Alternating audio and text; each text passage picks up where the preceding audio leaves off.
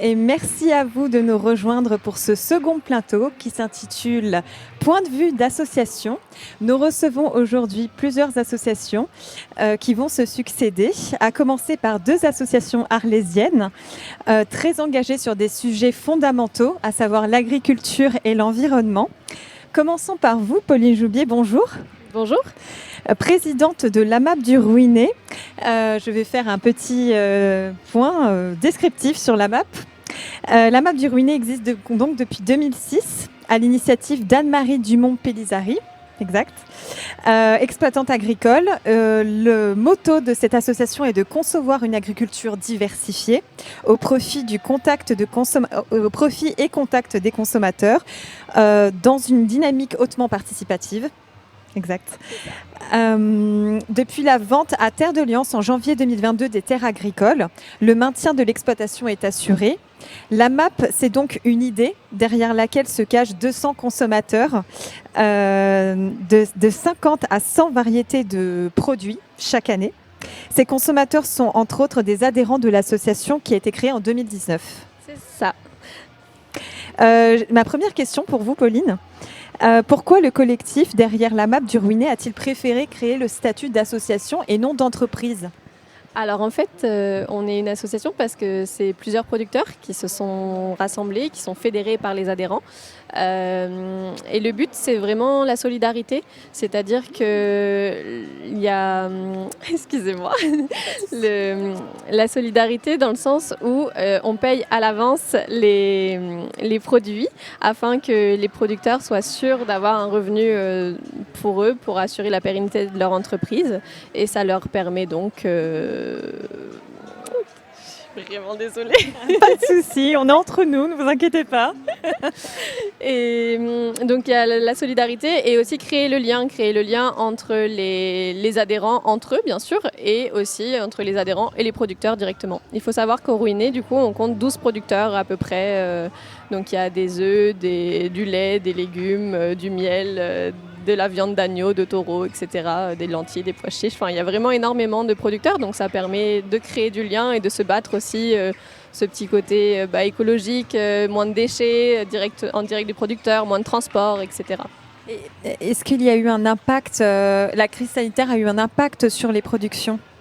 Alors sur la production en général non, au contraire ça a été plutôt un impact positif parce que les gens, je pense qu'ils ont eu plus le temps d'aller faire les courses, de se dire qu'ils allaient cuisiner, etc., de ne pas tout aller chercher au supermarché. Donc on a eu vraiment énormément de personnes qui sont venues chercher les produits directement à la ferme et ça c'était vraiment super. Et surtout, le problème, ça a été pour la productrice de bière artisanale qui, elle, du coup, écoulait beaucoup moins son stock étant donné que les restaurants, etc., étaient fermés. Mais sinon, un impact très positif pendant la crise, mais depuis, ça s'est essoufflé et puis on est redevenu à la normale, quoi. Mais il y a eu une prise de conscience, du coup. Par rapport à la MAP, je veux dire, les gens ont pris conscience que, du coup, il y avait des initiatives plutôt locales qui se faisaient et... Oui, les gens ont conscience de ce qui se passe. Après, je pense que je sais pas pourquoi, c'est une question de temps peut-être, parce que c'est vrai qu'il y a vraiment ce côté participatif à l'association où il faut venir donner un coup de main au champ, rester à la livraison pour cocher les gens, peser les pommes de terre, des choses comme ça. Donc il faut du temps.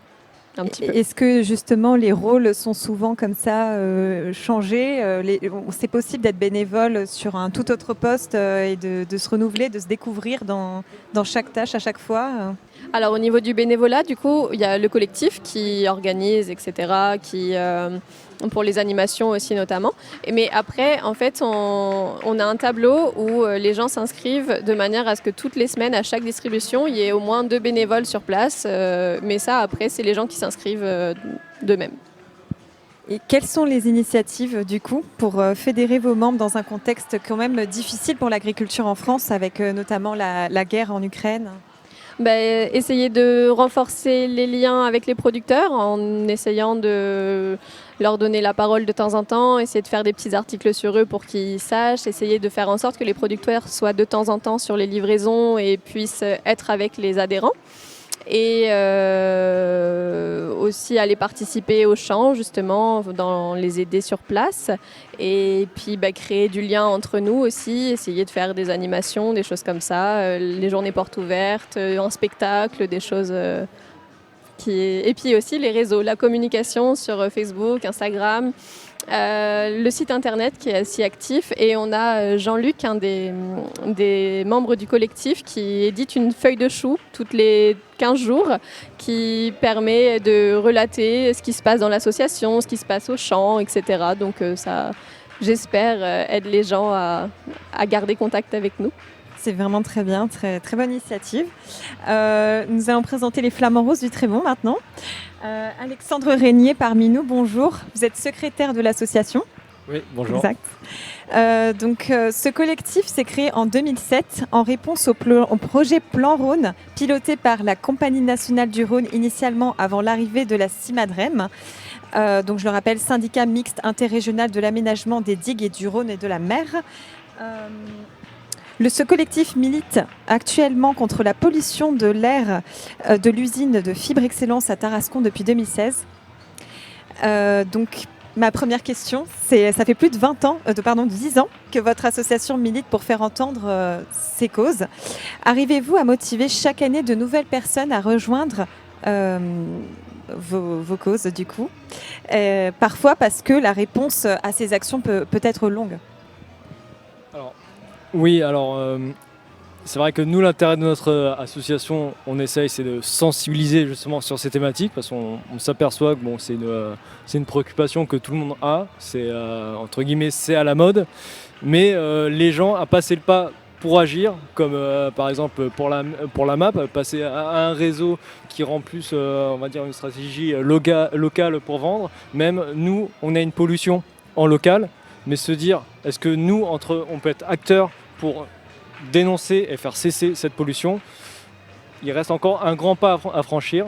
On est obligé de passer par des actions en justice, voilà. Mais oui, on a des adhérents de plus en plus chaque année. Ça paraît très peu par rapport à l'échelle du bassin, mais c'est ce qu'on essaye, et puis c'est ce qu'on continue, parce qu'on ne peut pas continuer comme ça à vivre dans un environnement comme ça. Voilà. Militez-vous aux côtés d'autres associations au niveau local, arlésiennes ou même d'ampleur nationale? Alors oui. Alors tout d'abord, on fait partie d'une fédération qui est France Nature Environnement, donc des Bouches-du-Rhône.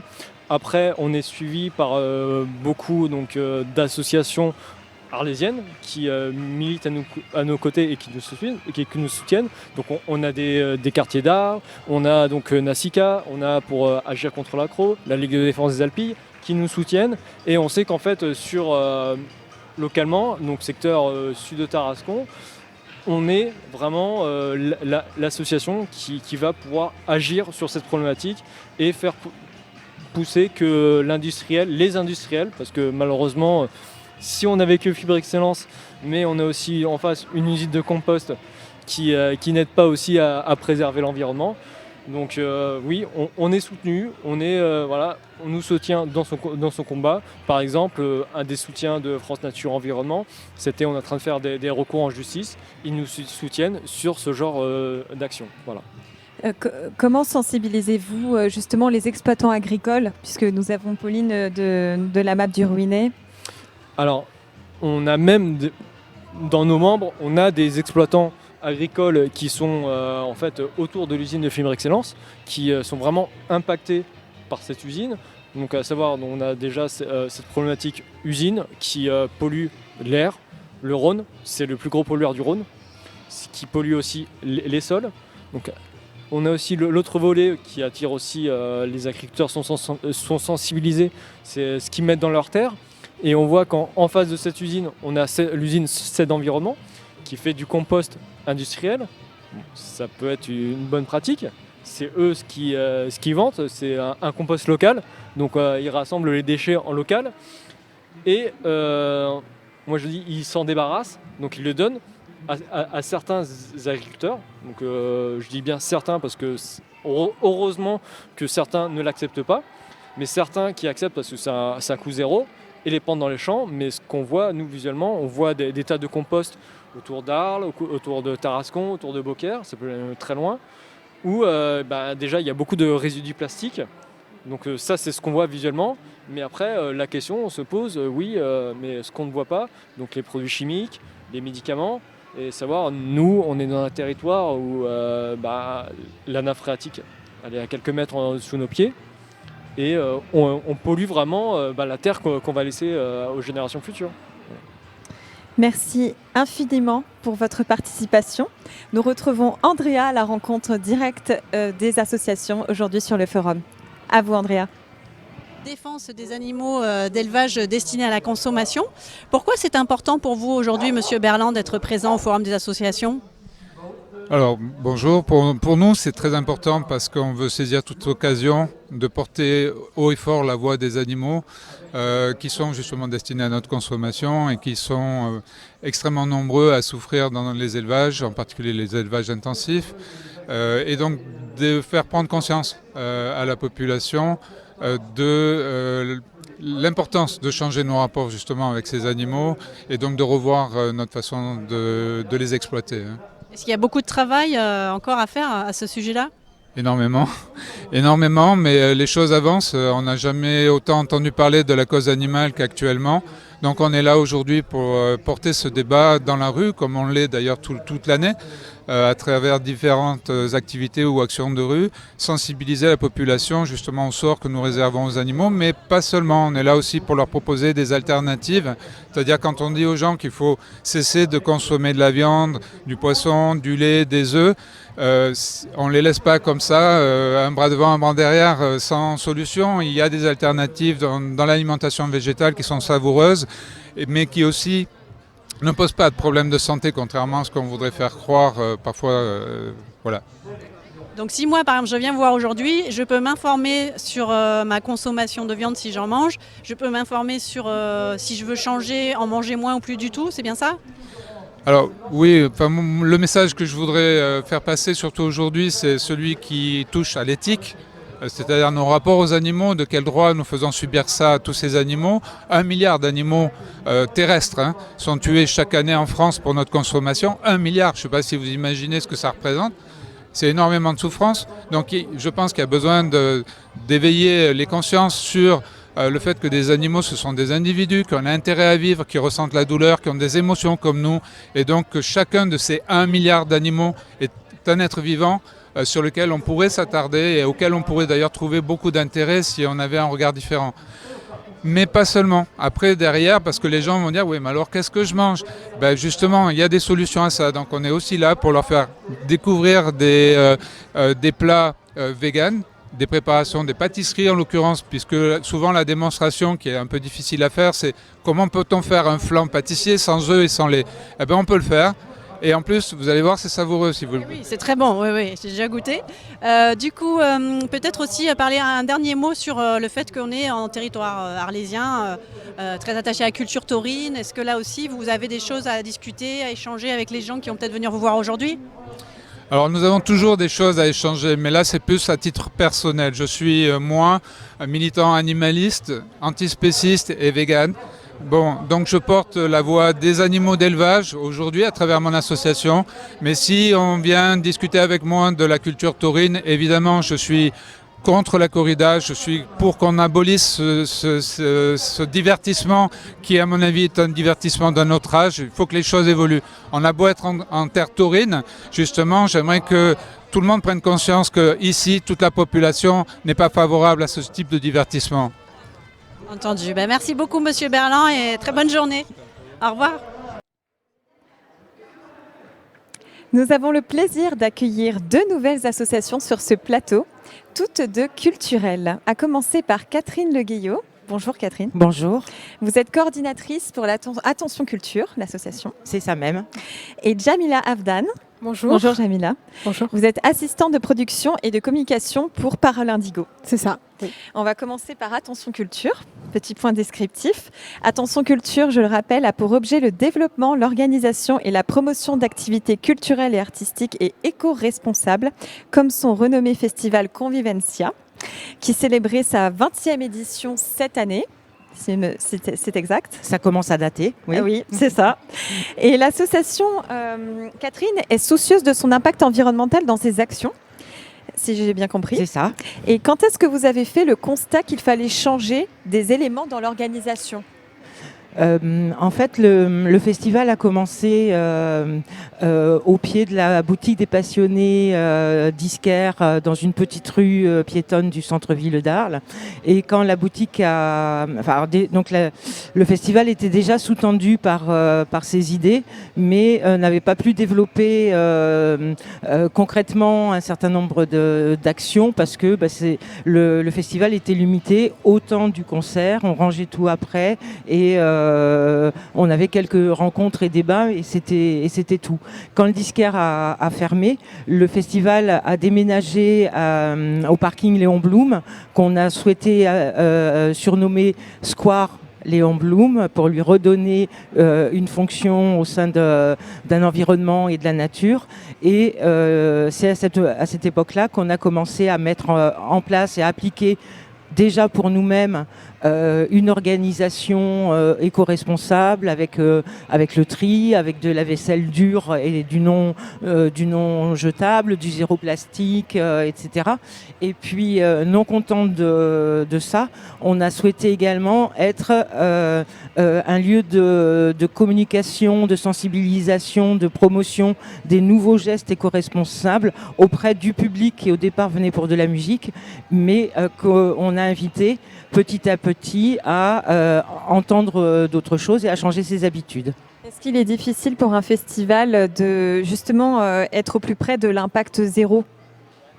En fait, l'impact zéro, il existe quasiment pas. Au plus près, mais oui. Voilà, c'est une question, voilà, c'est une tendance vers, mais surtout dans la mesure où on est un peu nomade, on n'est pas installé dans nos meubles, dans nos locaux, on ne gère pas forcément les origines de l'énergie, mais bon, on a fait aussi quand même des choix, on a construit nos propres toilettes sèches de manière à ne pas utiliser de l'eau inutilement, donc on fait vraiment le maximum, c'est la tendance vers, on invite les artistes à venir jouer en se déplaçant plutôt en train que en véhicule thermique, mais après il y a aussi du matériel à transporter et on essaye d'organiser une logistique intelligente pour faire des circuits de ramassage plutôt que de faire des va-et-vient de transport. Est-ce que vous avez remarqué justement que les festivaliers sont eux-mêmes en demande de ce type de dispositif ?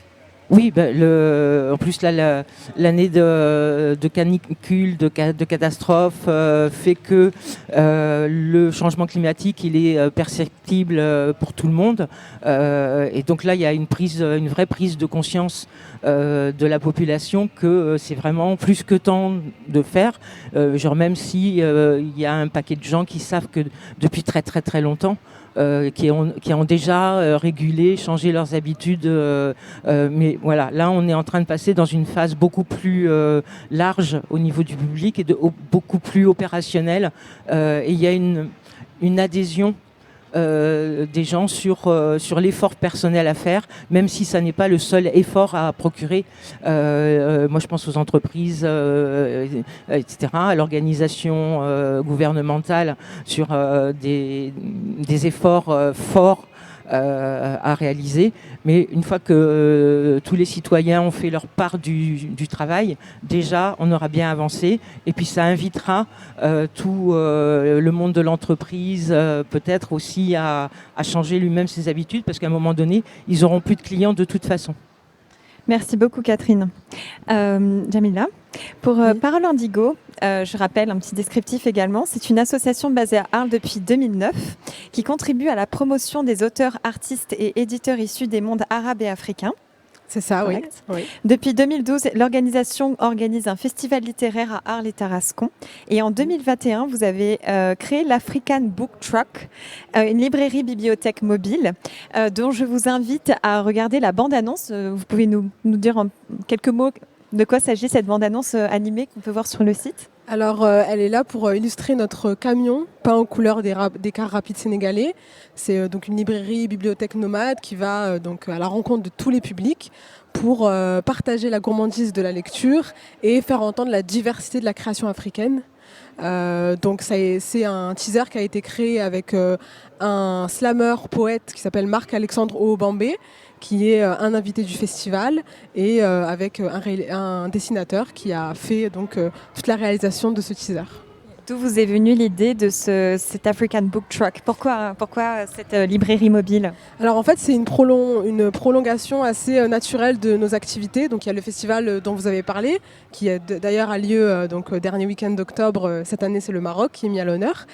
Et donc voilà, c'est une prolongation naturelle, et c'est aussi pour venir au plus près du public, leur proposer des livres qui ne sont pas forcément accessibles en médiathèque, en librairie conventionnelle.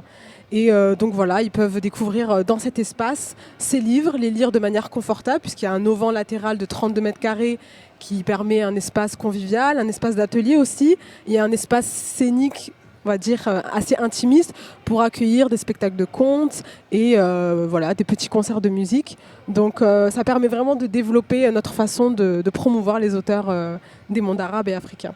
Est-ce que vous avez des anecdotes à nous partager, des lecteurs qui sont allés vers vous dans ce... Alors il y a beaucoup d'enfants, en tout cas, contrairement à ce qu'on peut penser, les enfants sont friands de cet African Book Truck, ils adorent ça. Et donc on a des enfants qui reviennent tous les jours et qui passent énormément de temps dans cet African Book Truck et qui sont attachés à nous et qui veulent plus qu'on parte après. J'ai une question pour toutes les deux. Pensez-vous que le tissu associatif culturel arlésien aurait besoin de développement et de se diversifier? De se diversifier, moi je ne pense pas, puisqu'il est déjà excessivement dense et riche et varié. Par contre, à se développer, oui, et à se développer, je pense, avec le soutien des collectivités territoriales. En termes de facilité d'accès à des locaux, y compris des locaux permanents pour des associations qui ont besoin d'avoir des espaces de travail tous les jours de la semaine, et puis également des soutiens financiers.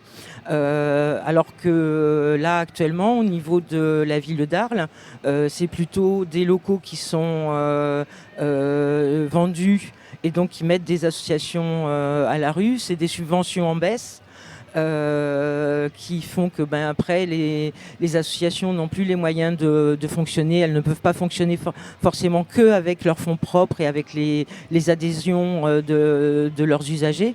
Et puis après, il y a peut-être de la mise en réseau à organiser aussi de façon peut-être un peu plus intense. Jamila? Je pense également que le tissu arlésien est assez divers. Il y a énormément d'initiatives extrêmement intéressantes. Mais voilà, il faut encourager cette diversité. Et surtout, comme l'a dit, il y a cette fragilité financière qu'il faudrait soutenir, et pourquoi pas la Maison des associations pourrait aider donc, les associations à trouver des sources de financement pour se consolider un peu plus. C'est la transition et notre conclusion. La dernière question pour vous deux. Quelles sont vos attentes d'un point de vue de votre association? Est-ce que vous avez besoin aujourd'hui de plus de visibilité, de plus d'adhérents? On va commencer par Catherine, du coup. En fait, nous, on est un festival qui est gratuit pour le public, qui assure une fonction de service culturel, d'utilité publique. Si les collectivités territoriales ne soutiennent pas le festival pour pouvoir payer ne serait-ce que très très décemment les artistes qui sont programmés, qui viennent en concert en proximité de la population, une population qui n'a pas forcément accès à la culture tous les jours, à un moment donné, c'est des choix qui doivent s'opérer. Et donc là, nous, si on n'est pas soutenu financièrement par les collectivités territoriales par rapport à ce qu'on apporte, je parle que c'est de l'échange. On nous subventionne et nous, en échange, on apporte un service de proximité à l'ensemble de la population. Si on n'est pas aidé financièrement, on ne va pas pouvoir continuer à proposer cette diversité musicale, ce côté éco-responsable, le marché, les animations, les débats, comme on le fait jusqu'à présent. Merci, Jamila. Je pense qu'il faudrait effectivement encourager, pourquoi pas, des événements collaboratifs entre associations pour que, vu qu'on a un tissu associatif qui est extrêmement divers, se soutenir les uns les autres. Et donc ça commence par une meilleure connaissance de ces associations et également relayer de manière plus qualitative toutes ces initiatives pour qu'on les connaisse. Et je pense aussi à l'African Book Truck, il est né à Arles, mais n'a même pas encore eu l'occasion de réellement être à Arles et proposer le service aux Arlésiens, alors qu'il est parti à la Manche, à Sarcelles et dans d'autres villes.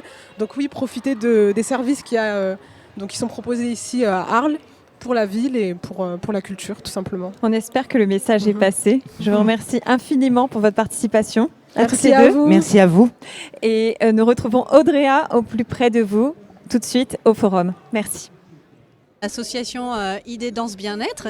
Est-ce que vous pouvez nous expliquer en quoi consiste votre association ?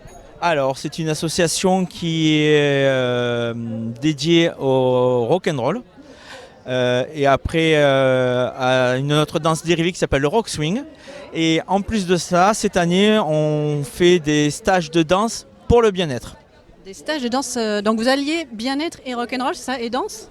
Tout à fait. Alors, on ne fait pas du rock'n'roll bien-être, donc le bien-être aura ses danses spécifiques, et sinon le rock'n'roll pur et dur. Et en quoi est-ce nouveau peut-être pour le territoire d'Arles, où il y a d'autres associations qui existaient comme ça ? Alors, non, sur Arles, il y a beaucoup d'associations de danse, mais pas de rock'n'roll et de swing. Donc c'est pour ça qu'on a eu l'opportunité de venir et mettre ça en place. Donc rock'n'roll swing, et niveau bien-être, qu'est-ce que vous proposez précisément ?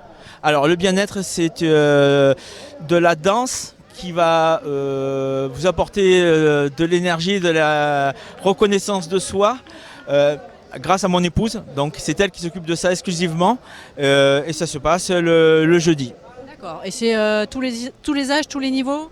Alors tous les âges bien sûr, quel que soit. Alors pour le rock'n'roll, on prend n'importe quelle personne bien sûr, qu'elle soit en couple ou même seule, parce que nous avons la possibilité de prendre des personnes même célibataires. Voilà. Et parce que vous changez, vous faites du coup des danses. En fait, voilà, nous, notre principe de danse, c'est de partager. Donc partager la danse, partager la joie, ce genre de choses. Donc nous, ce que nous faisons danser les gens. Et chacun change de partenaire à un moment donné pour partager exactement ce qu'on leur enseigne. Et j'imagine peut-être vous préparez à chaque fois un spectacle de fin d'année Ah oui, tout à fait. Alors, en fait, le spectacle, c'est l'aboutissement de l'année. C'est-à-dire que toute l'année, on travaille des passes de rock'n'roll. Et une fois que les passes sont acquises sur la saison, on essaie de faire en sorte que nos élèves soient mis en valeur à un spectacle. C'est-à-dire qu'ils montrent aux gens tout ce qu'ils ont appris sur l'année. Et généralement, c'est vers le mois de juin, mi-juin. Bah écoutez, bonne année de danse et de bien-être, et on vous attend. Du coup, on reviendra vous voir peut-être pour le spectacle. Écoutez, nous on fait une démonstration tout à l'heure. Si vous voulez venir nous voir, c'est à partir de 14h50. Voilà. C'est entendu, avec plaisir. Merci beaucoup. Au revoir. Au revoir. Nous voilà de nouveau sur le plateau avec ici deux nouveaux invités, cette fois sur un nouveau thème qui est l'intergénérationnel, un thème que j'affectionne particulièrement, D'ailleurs, rappelons la définition de l'intergénérationnel, la transmission de savoir entre personnes d'âge différents. Et pour nous expliquer les différentes actions possibles dans ce domaine, nous vous présentons Anne Fauchard. Bonjour. Bonjour. Vous êtes responsable d'antenne à l'association Unicité. C'est bien ça. Aux côtés de Jamila Chakri. Bonjour. Vous êtes de l'association Logitude, la chargée de développement social en Pays d'Arles. C'est ça, tout à fait. On va commencer par un petit descriptif d'Unicité. Oui. C'est une association nationale créée en 1994 avec pour objectif de mettre en œuvre des missions de volontariat portées par des jeunes recrutés dans la diversité en équipe. Elle a inspiré en 2010 la création du service civique, qui est un dispositif d'État, on le rappelle, pour les jeunes de 16 à 25 ans. Depuis janvier 2022, Unicité a ouvert une antenne à Arles et propose à 24 jeunes une mission intitulée Solidarité Senior, et j'aimerais que vous nous expliquiez un petit peu ce concept aujourd'hui, Anne. Alors, on propose à des jeunes, donc 24 volontaires en service civique sur Arles et les alentours, de rendre visite à des personnes âgées en situation d'isolement. Donc, ce sont des visites de convivialité. Les jeunes sont là vraiment pour passer du bon temps avec les personnes âgées et ne sont pas là ni pour faire des soins, ni pour faire des repas ou autre, puisqu'il y a des professionnels pour cela. Mais là, c'est vraiment passer du temps et créer ou recréer du lien intergénérationnel. Ça peut prendre différentes formes. Ça peut être à domicile, ça peut être des sorties, ou bien ça peut être autour du numérique, ce qui est souvent le cas, pour accompagner les personnes sur l'usage du numérique au quotidien. Est-ce qu'il y avait une demande particulièrement sur Arles qui a fait que vous avez mis en place ce dispositif ici ? Oui, on a d'abord fait un diagnostic avec notamment le pôle info senior du pays d'Arles pour connaître quels étaient les besoins auprès des seniors. Et puis, on s'est rendu compte qu'effectivement, il y a beaucoup de demandes. Donc, on a pas mal de seniors actuellement qui attendent avec impatience l'arrivée de la nouvelle promotion de volontaires qui démarreront leur service civique en octobre. Et ce que je précise aussi, c'est que les jeunes sont là pour 8 mois. 8 mois d'engagement et donc pendant 8 mois, ils rendent visite chaque semaine aux seniors. Pouvez-vous nous raconter des anecdotes entre des volontaires et des personnes avec qui ils interviennent ? Oui, il y en a toujours. Là, par exemple, on a quelqu'un qui est passé ce matin et qui attendait les prochains volontaires avec grande impatience. Et c'est quelqu'un qui a eu la chance de bénéficier donc l'année dernière de visites de volontaires et alors c'est souvent sur le côté intergénérationnel, c'est assez rigolo puisque du coup, il y a beaucoup d'échanges sur avant et après ou aujourd'hui plutôt. Après, mais sur l'usage notamment du numérique. Donc c'est vrai que les jeunes, ils ont toujours un smartphone ou souvent un smartphone dans les mains et se rendent compte que comment on communiquait avant. Donc se rendre compte que l'usage du numérique n'est pas forcément évident pour tout le monde, mais surtout de se dire ah oui, en fait une cassette audio c'est ça, une cassette VHS c'est quelque chose qu'ils découvrent en fait chez les personnes âgées parce que donc en l'occurrence, ils ont dû trier toute la VD-Tech, par exemple, de seniors. Et donc ça, c'est quand même assez drôle, puisque aujourd'hui, c'est un usage qu'ils ne connaissent pas du tout. D'où l'échange intergénérationnel, ça va être dans les deux sens, vraiment. Exactement. Pour vous, Jamila, on parle d'un autre constat qui a permis la création de Logitude. C'est notamment le fait que beaucoup de Français, dont 7 millions en 2021, se trouvent dans une situation d'isolement. Tout à fait. L'isolement social, c'est à savoir un facteur de risque important de perte d'autonomie chez les personnes âgées. Mais c'est aussi une solitude avérée chez certains jeunes. Tout à fait, oui. Et qui peinent aussi à trouver un logement digne de ce nom, compatible à leurs moyens. La solution, c'est plutôt gagnant-gagnant, du coup, chez Logitude. C'est ça, tout à fait. Donc, Stella Bacchiocchi, qui est la fondatrice de l'association, qui a été créée en 2009 sur Avignon. Quand elle a créé cette association, elle a voulu répondre à deux problématiques. Donc, la première, vous l'avez évoqué, la situation d'isolement et de solitude des personnes âgées. Et également, on sait aujourd'hui que ça touche aussi les jeunes. Ça a été accentué avec cette période de pandémie, de la pandémie du Covid. Et en parallèle, répondre à la problématique de l'accès à un logement à coût modéré pour les jeunes. Donc effectivement, c'est un duo gagnant-gagnant où chacun y trouve son compte. Recevez-vous des jeunes ou des personnes âgées qui ont des a priori au départ avant de tenter l'expérience ? Mais c'est une question pour toutes les deux. Oui, bien sûr. Donc souvent... on peut nous rappeler alors soit la relation ou une expérience qu'on a avec tel petit-fils, où on a toujours cet a priori sur la jeunesse. Mais là, c'est différent parce que, j'ai envie de dire, c'est même plus simple. Pourquoi ? Parce qu'on part d'une page blanche, c'est-à-dire qu'ils ne se connaissent absolument pas. Il n'y a pas de facteurs extérieurs qu'on pourrait se dire, on écrit vraiment une page blanche. Et pour le jeune, qui peut aussi avoir des a priori, vivre avec une personne senior et se dire ma relation avec papy ou mamie, c'était pas pareil. Donc là, c'est vraiment des deux côtés partir d'une page blanche et écrire leur propre histoire. Donc pour ça, on a quand même une charte sur laquelle on se base, qui est signée des deux côtés. Où on parle d'aller vers l'autre quand on sent que ça va pas, etc. On pose des bases, mais c'est eux qui vont construire leur vie à deux. J'ai envie de dire, comme toute relation, qu'elle soit amicale, professionnelle ou de couple. Toute relation de cohabitation. C'est ça, tout à fait. les mêmes a priori chez nos jeunes et chez nos bénéficiaires. Effectivement, c'est souvent la relation petits-enfants et grands-parents. Et du coup, autant les jeunes viennent sur ces missions de service civique en disant moi j'adore mes grands-parents et du coup j'ai envie d'être en mission auprès de seniors. Autant les seniors ont déjà un a priori en disant moi mes petits-enfants sont comme ci ou comme ça et du coup s'attendent à avoir des jeunes ou des personnes âgées dans le même relationnel. Et puis ça n'a rien à voir effectivement, comme disait Jamila, c'est toujours une nouvelle page blanche qui s'ouvre, qui s'écrit ensemble et qui donne des choses complètement différentes en fait, des relations qu'ils peuvent avoir avec leur famille. D'ailleurs, ça transite un petit peu, ce sera ma dernière question, mais finalement, comment on fait pour décoder la communication? Parce que c'est vrai qu'on parle le même langage, donc le français en l'occurrence, mais c'est vrai qu'on a des codes différents de génération. Est-ce qu'ils arrivent à établir quand même un langage qui leur est propre? Alors, il faut savoir que pour notre part, on a quand même une présélection en amont qui est très stricte. C'est-à-dire qu'on va connaître les motivations, les affinités et le vécu et la relation que le jeune a eu avec ses grands-parents ou bref, tout le côté. C'est vraiment adhérer à cette philosophie d'entraide et de solidarité. Donc, on va cerner ça chez le jeune quand on va valider sa candidature.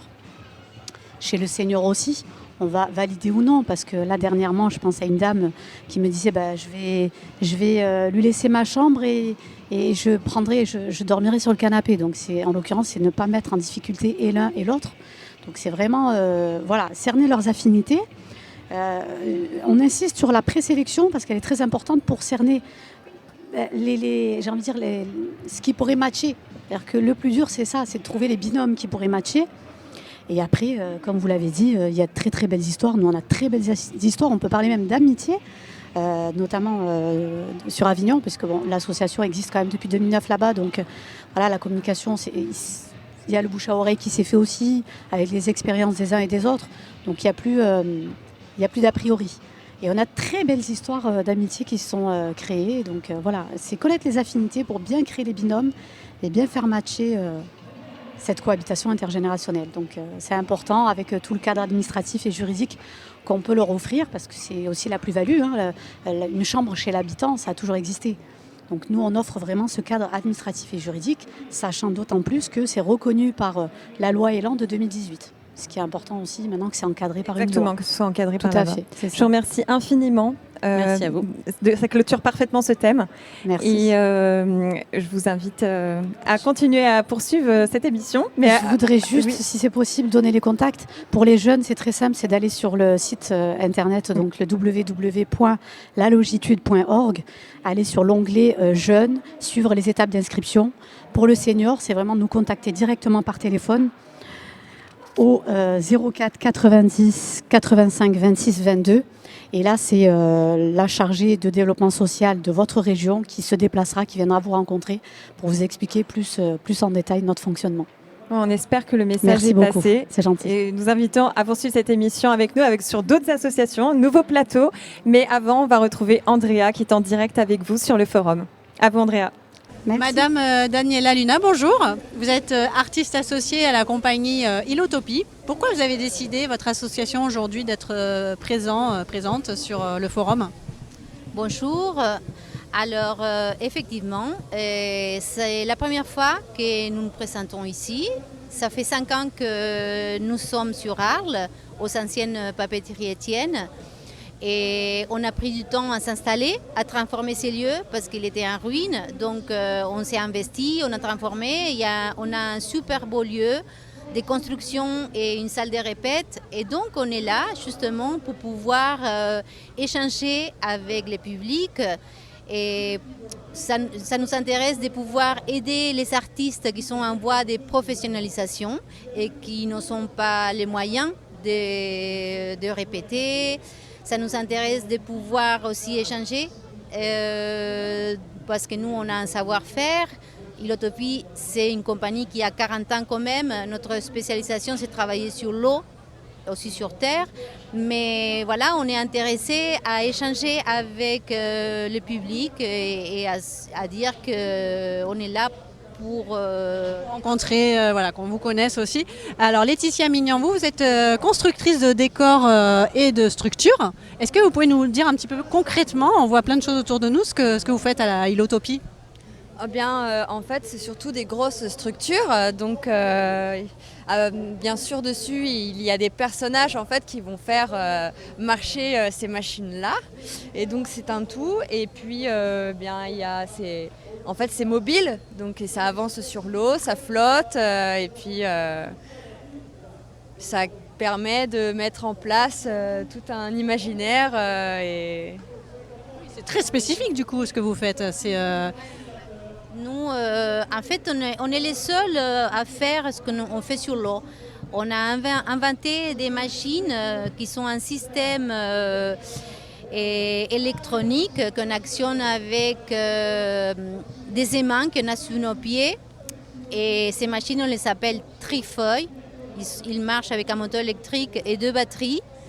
Et voilà, il y a qu'Ilotopie qui a ça. Donc on a l'impression qu'on marche sur l'eau.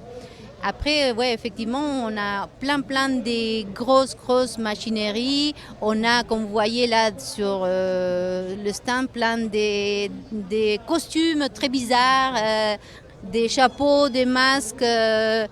Enfin, en fait, on a un hangar rempli des choses.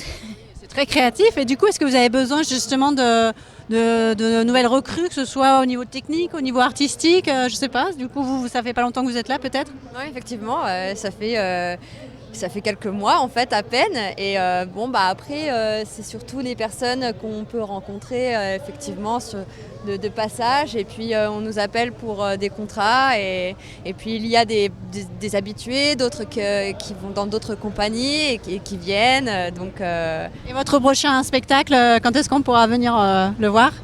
Alors le prochain, c'est le dernier, je pense, de la saison. C'est à côté de Nancy, à Pompéi, ce samedi 24. Donc si vous connaissez quelqu'un de la région de Nancy, on fait un spectacle sur l'eau qui s'appelle Aquaforte. Et voilà, vous êtes le bienvenu. Entendu, merci beaucoup. Merci, bonne journée.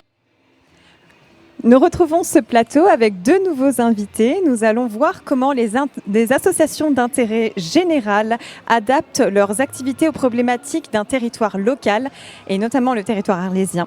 Pour ce faire, j'ai le plaisir d'accueillir Didier Vincent. Bonjour. Bonjour. Vous êtes le président de Secours Populaire du Pays d'Arles, aux côtés de Lina Aoudi. Bonjour. Aoudia, excusez-moi. Responsable de l'agence Amiciale. D'Arles, exactement, que nous allons présenter après le Secours Populaire dans un instant. Donc le Secours Populaire, on ne le présente plus. Il s'agit d'une association présente en France et dans le monde. Cette association intervient sur des problématiques de pauvreté dans les domaines de l'aide alimentaire, vestimentaire, l'accès aux soins et maintien dans le logement, et entre autres, bien évidemment. Le Secours Populaire a aidé 3,5 millions de personnes en France et dans le monde grâce à plus de 80 000 bénévoles. Pour recentrer sur Arles, en quelques chiffres, corrigez-moi, n'hésitez pas Didier, il s'agit de 591 foyers qui ont été soutenus avec 1510 personnes, 6710 colis distribués et 91 bénévoles. Donc je rappelle en Pays d'Arles, Tarascon et Fontvieille sur la saison 2021-2022. C'est exact ? Tout à fait. Oui. Tout à fait. Pouvez-vous nous expliquer les différentes actions que vous menez en Pays d'Arles ? Bien sûr, donc le principe du fonctionnement, c'est quand même l'aide alimentaire. Donc c'est la clé de voûte de notre action. Sur 2 volets. Le premier volet, donc, c'est de l'aide alimentaire aux personnes et à des familles qui viennent nous voir et à qui on peut distribuer un colis régulièrement. Donc les personnes qui sont inscrites chez nous, qui ont été envoyées donc, par le CCAS, par la NDS ou parce que seulement il n'y a rien dans le frigo. Donc ces personnes-là, on les accueille et donc on va leur proposer de venir tous les 15 jours chercher un colis alimentaire. Donc ça c'est le premier volet. Le deuxième volet, il est plutôt vis-à-vis des gens de la maraude. Ce qu'on appelle la maraude, c'est-à-dire la distribution de soupe le soir qui est faite aussi par des équipes donc, du Secours populaire et d'autres associations qui s'y associent. Et donc en hiver, enfin du 1er novembre jusqu'au 31 mars, on est tous les jours de la semaine, du lundi jusqu'au dimanche, avec des équipes qui viennent porter la soupe à différents points d'Arles. Voilà. Donc ça, c'est les deux activités principales. Sur la première activité, donc vous avez cité des chiffres de nombre de familles qu'on a pu rencontrer pendant la dernière saison. On est à peu près à entre 280 et 300 colis tous les 15 jours que nous faisons et que nous distribuons. Donc sur Arles, mais également sur Fontvieille et sur Tarascon, vous l'avez dit tout à l'heure. Donc ça, c'est notre principale activité. Au-delà de ça, on a une petite brocante qui nous permet aussi de rentrer des fonds. Donc là, lorsqu'on a on fait des vides maisons, des choses comme ça, donc pour récupérer donc des produits et après donc on les vend, on essaye de gagner quelques sous sur les marchés. Une autre activité, c'est du vestiaire. Donc là aussi, il y a des personnes qui viennent nous amener des vêtements, on les trie, on les lave, et puis après on les remet à disposition. Voilà, donc ça c'est les activités principales. Derrière ça, donc vous l'avez évoqué tout à l'heure peut-être un tout petit peu, le Secours populaire essaye d'aller au-delà de l'aide alimentaire et de proposer des activités autour de la culture. Donc là aujourd'hui, dans le cadre de la perspective des JO de 2024, le Secours populaire va pousser pour avoir des actions pour que les gens fassent du sport. On a des personnes qui viennent chez nous, qui sont en difficulté, qui ont des problèmes de santé. On va essayer aussi de les aider par rapport à ça. Et on a des contacts avec une association qui est aujourd'hui sur les listes également, la SPPA, qui est une association qui est le sport santé du Pays d'Arles et qui est en train de se lancer et avec qui on va travailler sur justement cet aspect, cette dimension sociale au niveau du sportif ou sportive au niveau du social, enfin comme on veut, mais on va essayer de pousser aussi dans ce sens-là. C'est vraiment très bien de le mentionner parce que c'est vrai que c'est des activités dont on n'a pas connaissance quand on pense au Secours populaire. Que vous pouvez procurer. Tout à fait. Donc, on est une centaine de bénévoles maintenant. Un gros tiers sur la Maraude, parce que là, il faut du monde pour pouvoir tourner au niveau de la distribution des repas. Un tiers qui vient régulièrement à ce qu'on appelle à la cabane. Et puis un tiers qui nous aide pour des opérations ponctuelles de collecte, par exemple. Donc, des collectes alimentaires. L'année dernière, on a fait une collecte à la FNAC de livres pour les enfants. Ça nous a permis donc de faire des petits cadeaux au niveau des enfants autour de Noël. Avez-vous ciblé des problématiques bien locales, des sujets peut-être qui préoccupent le Secours populaire ? Alors déjà, la maraude, c'est quand même une action qui est très locale. Hein. La maraude existe sur Arles depuis plusieurs dizaines d'années, qui est portée toujours depuis par le Secours populaire. Parce qu'il y a particulièrement un besoin Non, sur Arles oui, il y a un besoin parce que donc, en ce moment, on a entre 50 et 55 personnes à qui on donne de la soupe le soir. Donc il y a un besoin, il y a des gens qui sont dehors et ils ont besoin de... Donc là, oui, on est présent voilà, par rapport à ça. Après, de problématiques supplémentaires locales, non, on est quand même des généralistes, donc on est comme d'autres secours populaires et d'autres associations également, hein, qui font aussi de l'aide alimentaire. Il y a un besoin qui est fort, Nous, on analyse, juste un dernier mot, chaque fois on me dit, mais le problème de pandémie, de tout ça, est-ce que ça vous a amené plus de monde ? Pas vraiment plus de monde. On a le même nombre de colis distribués que l'année dernière. Mais ce qu'on voit par contre, c'est que la pauvreté s'accroît. C'est-à-dire que les personnes qui viennent chez nous, maintenant, elles ont moins de... Avant, elles étaient à 5-6 euros de reste à vivre par mois et jour. Maintenant, elles sont plutôt autour de 2. Voilà, donc c'est ça, la pauvreté, elle s'installe. Merci beaucoup, merci de toutes ces précisions Didier. Amicial, en quelques mots, c'est une association créée fin 2016 par la fondation de l'OVE et la Croix-Rouge française pour reprendre des activités de services d'aide et d'accompagnement à domicile, c'est exact ? Alors oui, on accompagne donc des personnes âgées, des personnes handicapées, porteurs d'un handicap, et aussi des familles avec des techniciennes d'intervention sociale. Oui. On intervient auprès des familles avec l'agrément CAF, donc on aide à domicile en fait. Et vous contribuez à l'évolution de l'offre et portez l'innovation sociale.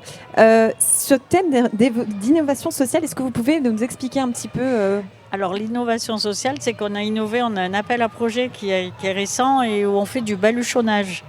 On permet aux aidants familiaux épuisés d'avoir du répit.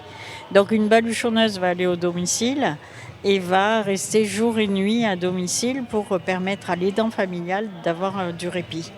Donc ça, c'est une nouveauté sur Amicial. Sinon, on intervient auprès des personnes âgées. Je rejoins le Secours populaire en disant qu'on a de plus en plus de personnes âgées qui ont besoin de colis, de familles. En termes de chiffres sur Arles L'année dernière, par exemple, on avait eu besoin peut-être de 50 colis. Cette année, on en a eu besoin de plus sur l'année.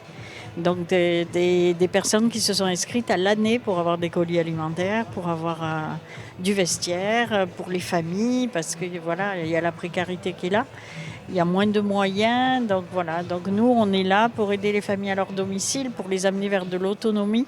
Voilà, et la personne âgée pour lui apporter une présence régulière au domicile. Merci beaucoup à tous les deux pour votre participation. Merci à vous. Nous allons retrouver Andrea avant de vous présenter les invités de ce dernier plateau. À vos micros, Andrea. Madame Marchesso, bonjour. Vous êtes secrétaire générale du Club des jumelages d'Arles. Pourquoi c'est important pour vous d'être ici sur cette journée des associations ? Eh bien, je crois que je vais laisser la parole à notre élu au jumelage pour dire le pourquoi de l'intérêt de la journée d'aujourd'hui. Bonjour, Eva Cardini. Donc, je suis en charge du jumelage de la ville d'Arles. C'est très important que le club de jumelage soit présent sur ces stands d'association pour pérenniser cette façon de voir la vie avec nos communautés extérieures. Donc nous sommes 9 clubs affiliés, un peu dans le monde entier, puisque nous avons les États-Unis, nous avons l'Afrique, entre autres. Et bien notre club, Madame Marchesso pourra vous donner toute la liste des clubs affiliés. Voilà, donc je pense que c'est très très important d'être sur le stand des associations. Okay. Justement, si on veut connaître un petit peu plus les destinations avec lesquelles vous êtes jumelés, quelles sont-elles ? Alors, le premier comité qui a été jumelé, ça a été avec la ville d'York après la guerre, dans le cadre de l'entente cordiale. Ensuite sont venus se rajouter 9 comités qui sont Wisbech, qui sont Verviers, qui sont Pskov, Fulda, Jerez de la Frontera, Sagné, Kalymnos, Pskov. Notre président peut-être, Michel Lupi, pourrait en rajouter, mais je crois que j'en ai oublié aucun, c'est dans l'ensemble, voilà. Et aujourd'hui peut-être on a un souci particulier, c'est que le comité de Pskov qui est présent a ouvert une antenne solidarité pour nos amis ukrainiens qui sont sur Arles. Donc c'est une action qui rentre aussi dans le cadre des activités du jumelage, parce qu'il n'y a pas que le plaisir, il n'y a pas que les cours de langue, il y a aussi la solidarité auprès de nos amis européens. Donc en plus, effectivement, de cours de langue que vous dispensez dans quels endroits ? Alors, le club des jumelages a la chance d'avoir un local mis à disposition par la collectivité qui est place de la mairie, donc qui est ouvert toutes les après-midi au public. Et les cours de langue se passent également sur place en cours du soir. Donc nous avons de l'anglais, nous avons... qu'est-ce que nous avons du... C'est tout public en fait, hein ? Public et tout niveau, c'est-à-dire qu'on travaille selon les niveaux du diplôme de compétences en langue. Et donc ce que vous expliquez par rapport justement au contexte ukrainien, vous proposez de nouvelles activités, de nouvelles choses en solidarité.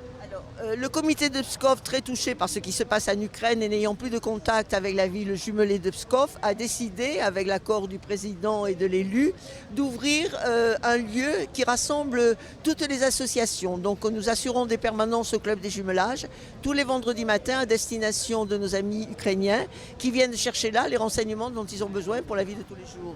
Voilà. Merci beaucoup, merci et très bonne journée. Merci. Merci Andrea. Pour conclure cette émission de Point de vue d'association, nous retrouvons nos derniers membres et invités. Il s'agit d'associations sportives cette fois, avec ACRA, du coup représenté par son président Christian Dufy. Bonjour. Oui, bonjour. ACRA, je le rappelle, association des coureurs sur route d'Arles, aux côtés de l'association de Sylvie Albert, nommée La Couleur de l'Instant. Bonjour Sylvie. Bonjour. Bien plus récente que ACRA, puisqu'elle a vu le jour en 2017. C'est ça. Et est active depuis 2019. Petit point de rappel sur ACRA, historique. Dans les années 80, les coureurs hors stade se développaient partout en France et les coureurs à pied sur route... Les courses hors stade se développent. Oui. Hors stade ouais. Oui. Oui, non, c'est Oui, c'était une nouveauté au niveau des courses. Oui. Voilà. Jusque-là, les gens qui voulaient faire de la course à pied allaient sur les stades et couraient sur les pistes. Et les courses hors stade, sur les routes ou dans les collines, se sont développées à partir des années 80. Parce qu'avant, les gens étaient obligés de s'inscrire dans les clubs d'athlétisme pour concourir. Voilà, Oui. ils faisaient du fond, du demi-fond. Et donc maintenant, c'est effectivement un phénomène qui a pris beaucoup d'ampleur, puisqu'il y a beaucoup de gens qui courent sur la route. Il y a d'ailleurs très bientôt, dans un mois, les 10 km d'Arles. Et Il oui, va y avoir ce phénomène emblématique à Arles. Ah oui, il va y avoir sans doute plusieurs centaines de coureurs. Voilà. Et puis il y a aussi des courses en nature, des trails qui se sont développés. Voilà, tout ça, maintenant, c'est des courses qui ont lieu en dehors des clubs d'athlétisme et en dehors des pistes de stade. Et justement, pour transiter sur ça, Accra compte combien d'adhérents maintenant ? Oh, nous sommes à peu près une soixantaine. À peu près, oui. Et pourquoi conserver le statut d'association et pas d'entreprise à ce stade ? D'entreprise ? Pourquoi non. pas ? Ah non, bah écoutez, bon, je sais pas, hein, pour moi un club... En vue de votre ancienneté et du nombre d'adhérents. Non, mais ça reste une association, c'est associatif. Hein.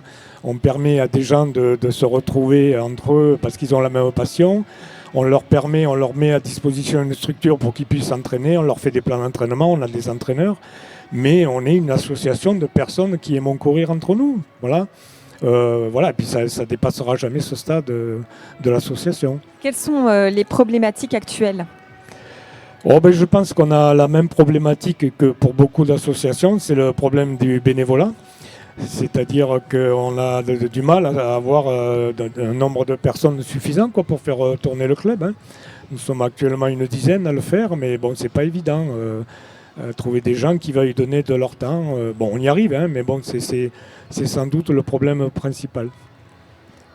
Merci beaucoup. Les couleurs de l'instant avec vous, Sylvie. Je rappelle le concept, c'est de transmettre des activités de développement personnel en lien avec la création, le bien-être, l'art et le yoga. Un concept assez hybride finalement. Oui, allez-y. Alors, juste double formation, professeur de yoga et artiste, qui m'ont permis de faire le lien entre les deux, entre le corps et la créativité. Et c'est vraiment ouvrir cet espace de se laisser, d'être pour se laisser créer, oser créer, voilà. C'est assez intéressant de mêler art et yoga. Est-ce que c'est quelque chose comment vous avez par mon parcours personnel. Moi, j'ai personnellement commencé le yoga parce que j'avais mal au dos à force de dessiner. Et j'ai vu à quel point ça m'aidait pour créer aussi de cet alignement, cette droiture, cet ajustement à mes émotions, me permettait de créer. Et c'est à travers ça que j'ai développé les deux activités. J'ai relié les deux activités. Quand j'entends « je ne peux pas dessiner, je ne sais pas dessiner », c'était mon cas avant 18 ans et j'en ai fait un métier. Voilà, c'est quelque chose que j'ai envie d'offrir aux autres, ce parcours. Comment trouvez-vous des bénévoles ? Alors, il n'y a pas de bénévoles dans mon association. C'est une toute petite association. Moi, je suis salariée. Et pour l'instant, il y a 20 adhérents. C'est la première année, l'année dernière, où elle a vraiment fonctionné en année complète. Sinon, ça fonctionnait par stage. Des stages vacances pour les enfants et des week-ends yoga. Et là, j'ai décidé, justement, j'en parlais tout à l'heure à une adhérente qui était avec moi, qui me tient le stand, d'impliquer un peu plus les adhérents dans le fait que ça soit une association et que c'est pas simplement un lieu où on vient consommer un cours. Voilà. J'ai vu justement sur votre page Facebook, vous avez beaucoup d'activités avec les enfants. Est-ce que vous pensez que les adultes sont un peu moins sensibles peut-être à... Les adultes, en fait, n'osent pas, sont bloqués sur le « je sais pas, j'ai pas touché un pinceau depuis », voilà.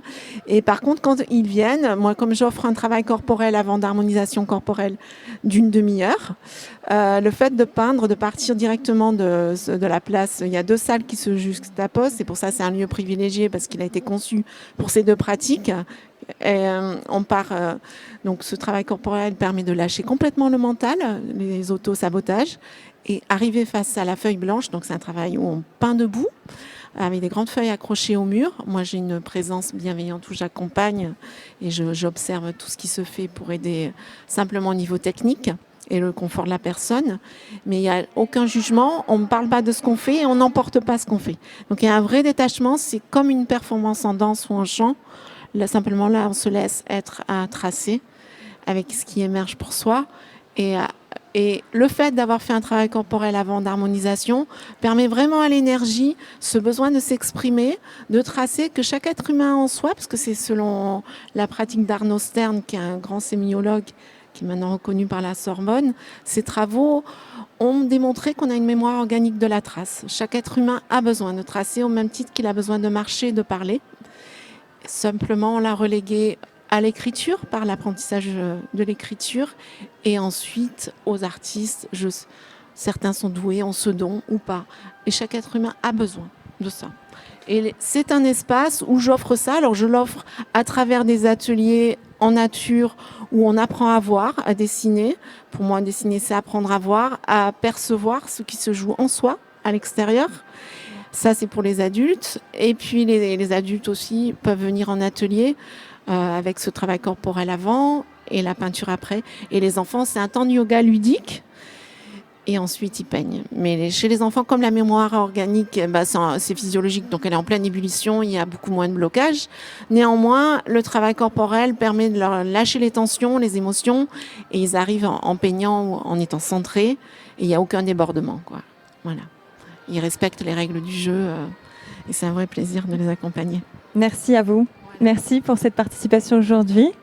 Merci à vous. Ça permet de clôturer ce plateau, cette discussion. Merci. Et nous allons nous retrouver, chers téléspectateurs et spectateurs, à 16h pour un nouveau plateau sur les enjeux des associations arlésiennes en 2022 avec Claire de Cauzan qui répondra à nos questions.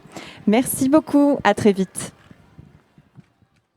Monsieur Rémi Venture, bonjour. Bonjour. Vous êtes vice-président des Amis du Vieil Arles. Pourquoi c'est important pour vous, pour votre association qui est vraiment historique sur le territoire, d'être présent chaque année au forum ?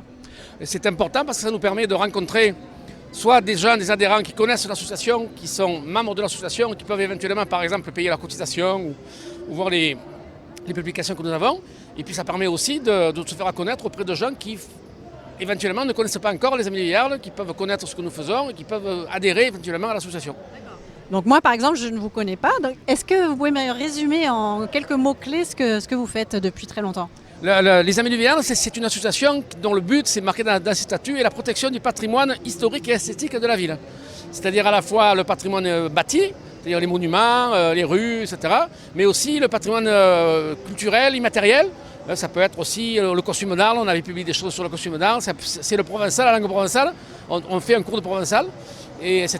Et donc pour cela, on a à la fois, on est déjà un interlocuteur privilégié auprès de la mairie.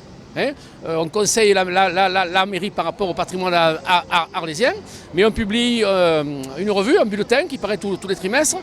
On édite des livres. Je crois que d'ailleurs vous avez un nouvel ouvrage qui va sortir dans pas très longtemps. Voilà, on a un nouvel ouvrage qui a été fait par un membre de l'association qui s'appelle Michel Baudard, qui est archiviste à la ville et qui a fait une thèse de doctorat sur le patrimoine religieux d'Arles. Et c'est un cours de publication, on livre sur cette question. Voilà. Et qu'est-ce que vous avez peut-être un programme ou projet phare pour les années qui viennent ? Les projets phares, c'est continuer ce que nous faisons, c'est-à-dire organiser des conférences, des visites commentées, le bulletin et les projets phares, ce qui nous préoccupe ou va nous faire travailler dans les années à venir, c'est que il est question que l'on change d'endroit, de siège, parce que la ville veut récupérer le bâtiment où nous sommes, où nous avons un local, et donc je pense que ça va être le gros projet que nous avons, savoir si on va rester au même endroit ou si on va changer de local, parce qu'on a une bibliothèque qui est ouverte aussi au public. Et on a des locaux donc assez importants et ça fera partie sûrement de notre, comment dirais-je, du... Oui, c'est un gros chantier important à venir, ça. Pour les années à venir, en plus des manifestations et des actions que nous menons tout au long de l'année. Ok, écoutez, merci, puis on vous souhaite un bon emménagement dans vos futurs locaux. Merci beaucoup. Merci à vous.